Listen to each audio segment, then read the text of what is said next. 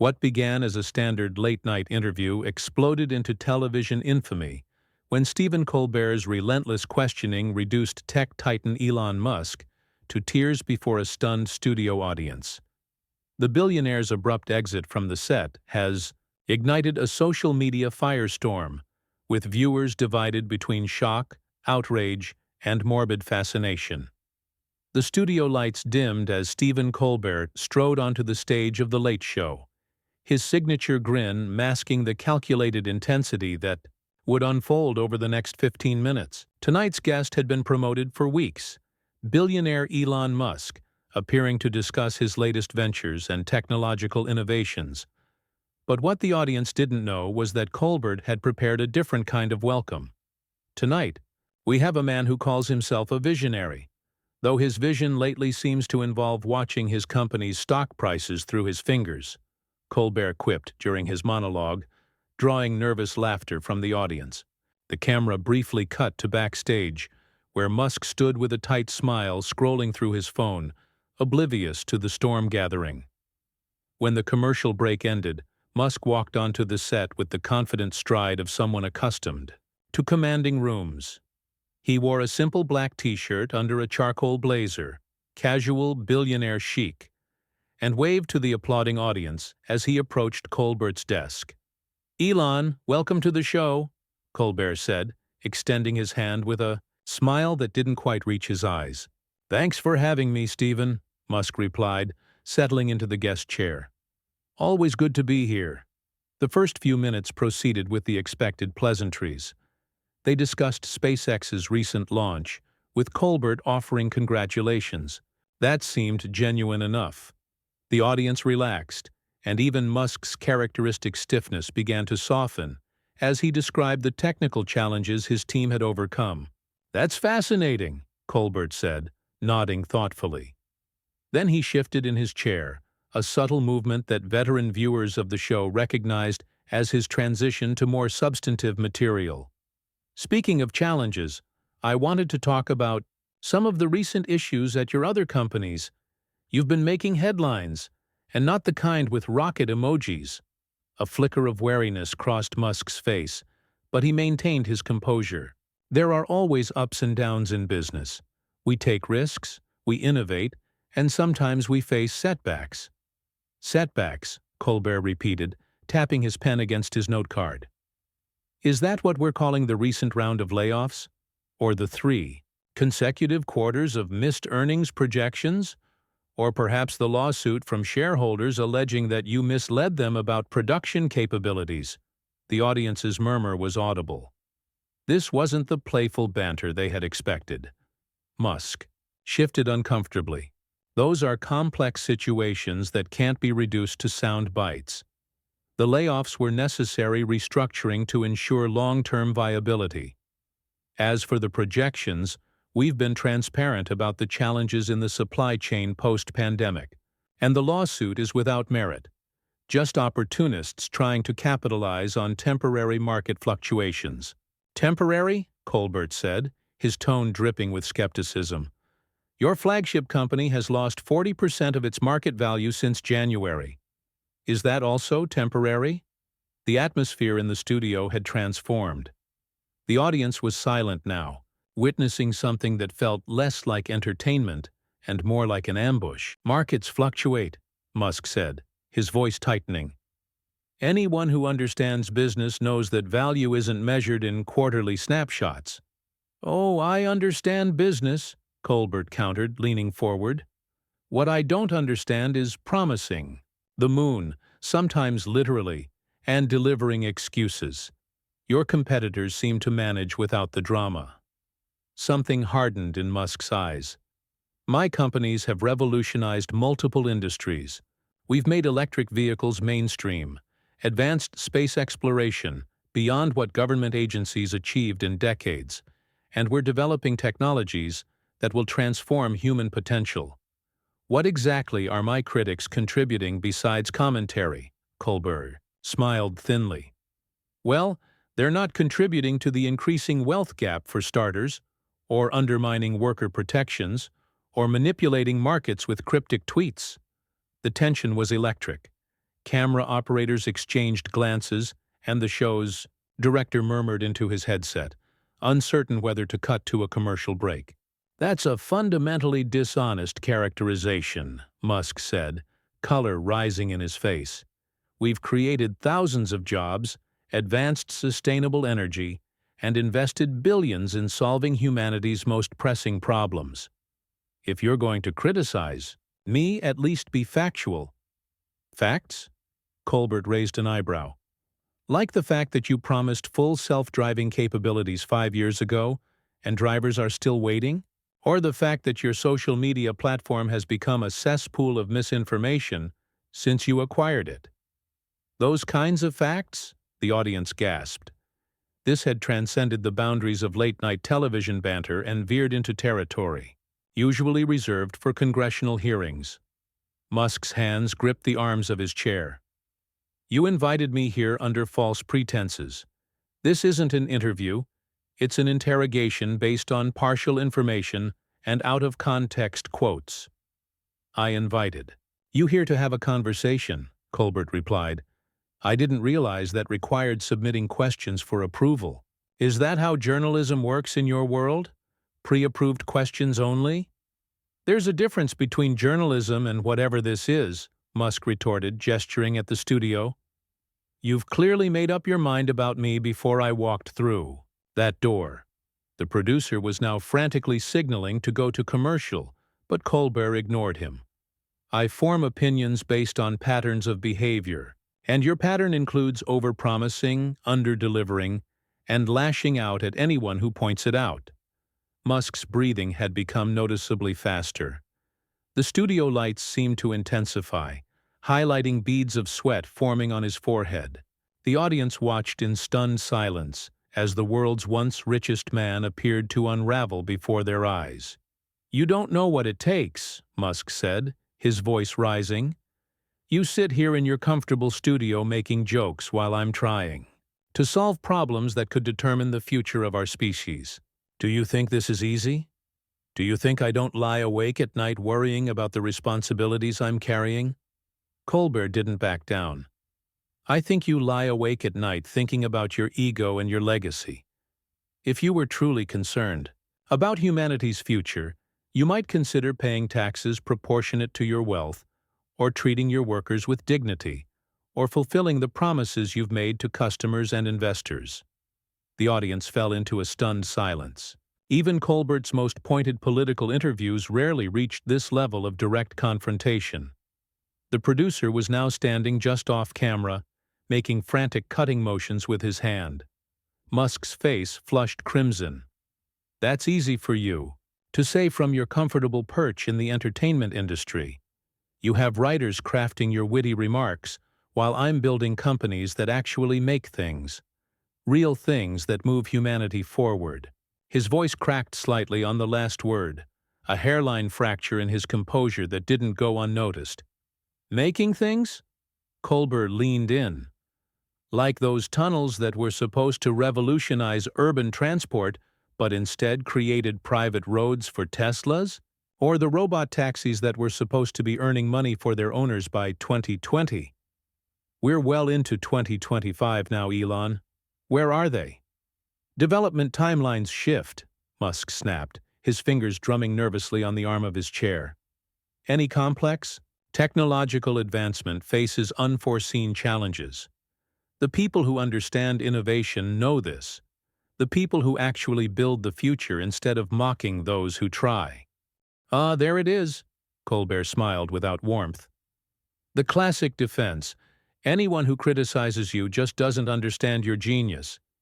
It couldn't possibly be that you overpromise to pump stock prices, then underdeliver while blaming external factors."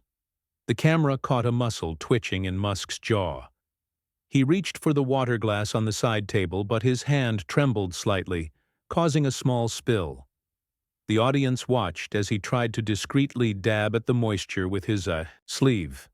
"You're oversimplifying complex business decisions to score cheap points," Musk said, his voice tighter now. "Would you rather I played it safe? Never took risks? Because that's how you end up with stagnation instead of progress." False dichotomy, Colbert shot back. Nobody's arguing against innovation or ambition. The issue is accountability. When you claim something will happen by a specific date, people make decisions based on those claims. Investors, customers, other businesses. There are real consequences to your words. I've created more value than you've destroyed, Colbert interrupted. Because I've spoken with former employees who would strongly disagree. People who were fired for raising safety concerns. Engineers who warned that production targets were unrealistic but were told to make it work or leave. Is that your vision of the future? One where dissent is punished and blind loyalty rewarded? The studio lights seemed to intensify, beaming down on Musk like an interrogation. A bead of sweat traced a path down his temple. The audience could see something shifting in his expression. The practiced confidence giving way to something rawer, more vulnerable. "You have no idea what it takes," Musk said, his voice quavering slightly. "The pressure, the constant scrutiny, everyone waiting for you to fail, celebrating when you stumble. Do you know what that does to a person? To wake up every day knowing that thousands of people are betting against you, hoping you'll crash and burn? Playing the victim doesn't suit you," Colbert replied. "You're one of the wealthiest individuals on the planet. You have resources and opportunities most people can't imagine. And yet you act as if you're being persecuted when faced with legitimate criticism." Musk's eyes had taken on a glassy quality. "It's not about the money. It never was. It's about pushing boundaries, about believing we can be better, do more." His voice had lost its edge, replaced by something almost pleading. "Why is that so? Hard for people to understand?" "Because actions speak louder than lofty rhetoric," Colbert said, his tone softening almost imperceptibly. "And your actions too often contradict your stated ideals." The producer was now practically in the frame, desperately trying to signal for a commercial break. Colbert acknowledged him with a brief nod, but pressed on. "Let's talk about your social media presence," he said. "You've used your platform to mock public health officials during a pandemic, to attack critics with increasingly personal vitriol, to spread conspiracy theories when they align with your interests. How does that square with your claims of working for humanity's benefit?" Something seemed to break in Musk then. A dam holding back emotions that weren't meant for public consumption. His breathing became irregular, and he blinked rapidly. "You think you know me," he said, his voice barely above a whisper. "You and all the others who sit in judgment without understanding the sacrifices, the sleepless nights, the constant weight of knowing that if I fail, thousands of people lose their jobs. Entire industries might stagnate." He looked up, and the camera caught the unmistakable sheen of moisture in his eyes. "I'm not perfect. I make mistakes. But at least I'm trying to build something meaningful." The audience shifted uncomfortably in their seats. This wasn't the entertainment they had expected. The emotional vulnerability on display felt almost invasive to witness. Colbert seemed momentarily caught off guard by the shift in Musk's demeanor, but he quickly recovered. "Nobody's questioning whether you're trying. The question is whether the ends justify the means, whether your version of progress comes at too high a cost, to workers, to the public discourse, to the fabric of society itself." Musk's hand shook visibly as he reached again for the water glass. This time he knocked it over entirely, sending water cascading across the desk. A production assistant rushed forward with a towel, but Musk waved them away. "I don't need," he began, then stopped abruptly as his voice broke. He cleared his throat and tried again. "I don't need to sit here and be lectured about ethics by someone who's never built anything in his life." The strain in Musk's voice was unmistakable now. The audience watched in uncomfortable fascination as the tech titans carefully constructed public persona continued to crumble under Colbert's relentless pressure. "Perhaps not," Colbert said, "but I've spent my career observing people who build things, some for the right reasons, others for more questionable motives. And I've noticed a pattern. Those truly committed to the common good don't react to criticism with rage and personal attacks. They don't silence whistleblowers or punish dissent. Musk's breathing became audibly uneven. The studio lights seemed to intensify around him, creating a spotlight effect that left nowhere to hide. His hand gripped the arm of the chair so tightly that his knuckles whitened. "You have no idea what it's like," he said, his voice barely above a whisper now. "Everyone wants something from you. Everyone thinks they know better. The armchair critics who've never built anything substantial in their lives feel entitled to tear down what others create." His voice cracked on the last word, and the camera caught the unmistakable glimmer of tears forming in his eyes. Colbert watched him impassively. "Is that what you tell yourself to avoid confronting legitimate concerns? That your critics are just jealous or ignorant? It couldn't possibly be that some of your decisions have caused real harm to real people?" The first tear spilled over and traced a path down Musk's cheek. He brushed it away quickly, but the damage was done. The audience witnessed the moment with collective discomfort, the atmosphere in the studio thick with tension. "You want me to say I've made mistakes?" Musk's voice rose suddenly, wavering with emotion. "Fine. I've made mistakes. I've pushed too hard sometimes. I've been impatient. I've lashed out when I felt cornered. But do you have any idea what it's like trying to change entrenched systems? The resistance you face at every turn? The constant sabotage from competitors who benefit from maintaining the status quo?" More tears followed the first, and Musk made no further attempt to conceal them. The studio audience watched in stunned silence as one of the world's most powerful businessmen broke down on national television. "I just wanted to build something meaningful," he continued, his composure crumbling further, "something that would outlast me. Something that might give humanity a fighting chance when, the worst happens. Is that so terrible? To have a vision bigger than quarterly profits or shareholder dividends?" Colbert's expression softened slightly, but his tone remained firm. "Having a vision isn't the issue. It's how you pursue it. It's the collateral damage you're willing to accept along the way. It's the people you're willing to sacrifice." The producer was now physically on set, standing just beside the camera and making emphatic cutting motions.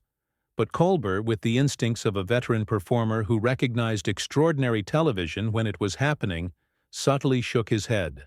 "Who have I sacrificed?" Musk demanded, tears now flowing freely. "I've created thousands of jobs. I've invested billions in sustainable technology.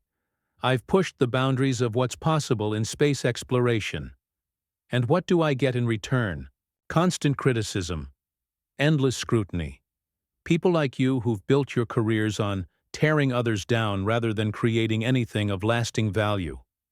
Colbert leaned forward, his voice dropping. "The workers who reported unsafe conditions and were fired. The customers who believed your timelines and made financial decisions based on them. The communities impacted by your factories. Those people have names, Elon. They have stories. They matter just as much as your grand vision." Something seemed to snap in Musk then. He stood abruptly, knocking over his chair. "This is exactly what's wrong with this country," he shouted, tears streaming down his face. "We vilify the builders and glorify the critics. We punish ambition and reward mediocrity. You think you're so clever with your prepared takedowns and your smug superiority, but what will you leave behind? A collection of jokes? A highlight reel of gotcha moments?" The audience gasped collectively. Never in the history of The Late Show had a guest responded this way. Camera operators exchanged glances, uncertain whether to stay focused on Musk or cut to Colbert's reaction. "I didn't come here to be ambushed," Musk continued, his voice breaking repeatedly as he struggled to speak through his tears. "I came here because I thought we could have an actual conversation about ideas that matter, about the future, about possibilities. But clearly that was naive of me." Colbert rose from his desk, his expression a complex mixture of concern and determination. "Elon, please sit down. We still have time to—" Time for what? Musk interrupted, backing away toward the exit. More character assassination? More sanctimonious lectures from someone who's never had to make the kinds of decisions I face every day? He yanked at his microphone, fumbling with trembling hands to detach it from his clothing. I'm done here. The audience watched in stunned silence as Musk, still crying openly, turned and strode toward the exit. A production assistant tried to intercept him, presumably to retrieve the equipment, but Musk brushed past without acknowledging them. Colbert stood behind his desk, momentarily at a loss, a rare occurrence for the veteran host. Well, he finally said, turning to the audience with an attempt at his characteristic wry smile, I think we just witnessed the difference between sending rockets to space and actually facing the gravity of one's actions. The joke fell flat in the stunned studio. The atmosphere was charged with something that transcended entertainment, a collective recognition that they had witnessed a genuine human breakdown rather than a performance. As Musk disappeared backstage, the sounds of his continued emotional distress were audible even without the microphone. A crash followed, suggesting something had been knocked over in his haste to exit. Colbert, now clearly improvising, addressed the cameras directly. We're going to take an unscheduled break, he said, his professional demeanor reasserting itself. When we return, we'll figure that out when we get there. As the show cut to commercial, chaos erupted backstage.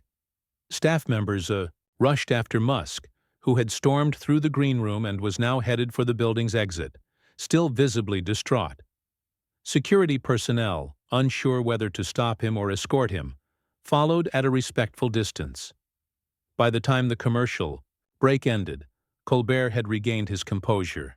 He addressed the incident with a mixture of contrition and conviction, acknowledging the intensity of what had transpired while standing by the substance of his questions.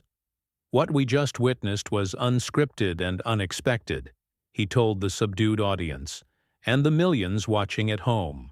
And while I never intended to cause that level of distress, I do believe that powerful people must be held accountable for their actions and their words. That's not just my job as a satirist. It's our collective responsibility as citizens. Outside the studio, Musk was already in his car, his security detail having cleared a path through the gathering paparazzi who had somehow gotten wind of the dramatic events unfolding inside. His phone buzzed incessantly with notifications as clips of his breakdown began circulating on social media, spreading with the viral velocity that only the most spectacular public meltdowns achieve. Within hours, the incident would be the leading story on every news outlet and trending topic on every platform. The court of public opinion would divide sharply, some viewing Musk as a victim of a calculated takedown, others seeing the episode as the inevitable collision between myth and reality, between carefully curated image and unvarnished truth. As for Colbert, he ended the show with a somber reflection that would itself become headline material the next day. Tonight reminded us that behind every titan, every visionary, every self-proclaimed world changer is a human being with vulnerabilities and blind spots. And perhaps the true measure of greatness isn't the empires we build or the wealth we amass, but our capacity to face our own fallibility with grace and honesty. The credits rolled over an uncharacteristically silent studio, the usual applause, replaced by the quiet murmurs of an audience still processing what they had witnessed. A moment of raw human emotion that had pierced the carefully constructed facade of celebrity and power, leaving everyone both on the set and watching from home, with the unsettling recognition that sometimes the most revealing truths emerge not from what we build, but from what breaks us.